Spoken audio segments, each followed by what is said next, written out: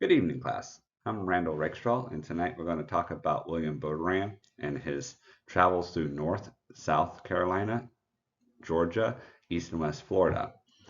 During his time, Florida was divided into two little areas, and that went from what's today considered Miami, Florida, all the way up to Tallahassee, Florida, and Tallahassee, Florida, all the way over to Pensacola, Florida. Actually, kind of went into Mobile, Alabama, which is present day Mobile, Alabama, and so on, all the way to the Mississippi.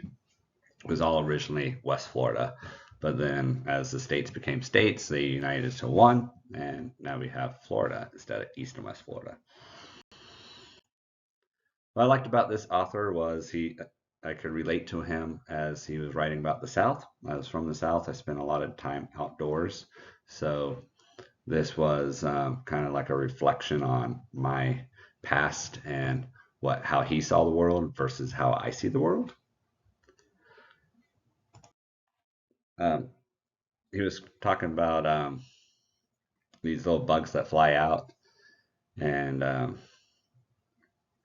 come out once a year. They're called cicadas, and they live in the ground for 17 years, and then for a short period in the beginning of summer, they start to come out and they make these awful noise, but they're very beautiful creatures. And you can see them right there on the right hand side of the screen. That's what they look like. They fly around. They live for probably about maybe a week or two, and then they start dying. And we use them for fish bait in the South. Um, he described these creatures as annually of these beautiful winged beings which raise to existence and for a few moments take in the transient view of the glory of the Creator's works. So he's talking about like they come out, they get to just enjoy a short period of time of the world, and then they die. I mean, they live most of their lives underground.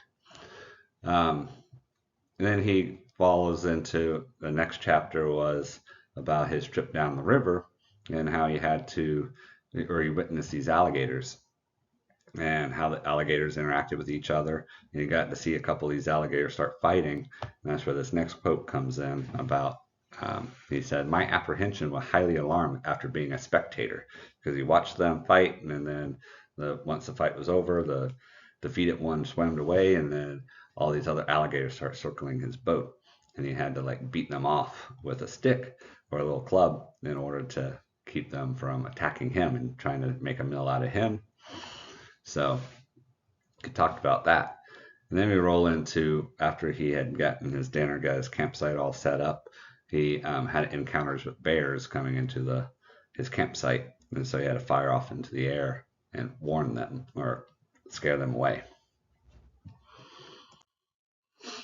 One of the most beautiful things he went and witnessed was the clear springs that's in Florida. You can find them all throughout Florida. And these crystal clear waters, as you see in the left there. And um, the way he described them was waters of which are so extremely clear as to be absolutely diaphanous and transparent as an ether. And these waters are like right up to the surface, like you can see all the way down to the bottom. It could be like 10, 20 feet deep. And you can see all the way down to the bottom. And you see the fish swimming around. And it's almost just like glass. And it's just between the surface and the water. It's just gorgeous. He described like how the fish interacted with each other. Um, he was surprisingly he. What was really surprising is that the consciousness of each other's safety from that of the other latent cause should so absolutely alter the conduct, for here is not at least attempted made to injure or disturb another one.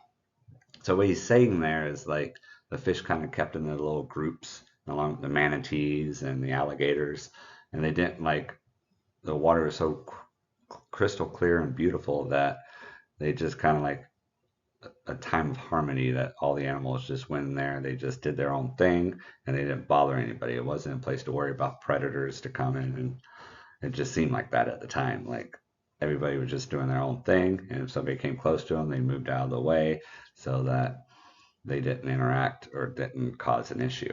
It was like all the animals there created a truce.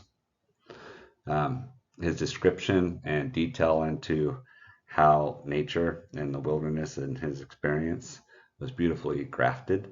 And I loved how he told the stories. And definitely going to move forward, look at the world as a different way. And I could definitely relate to how he described it and brought back a lot of memories for myself. All of my information I gathered was from the book and from his stories, so I didn't have anything external except for what my own history is and past relating to the story. I hope this was informational for you, and I hope you have a good night. Thank you.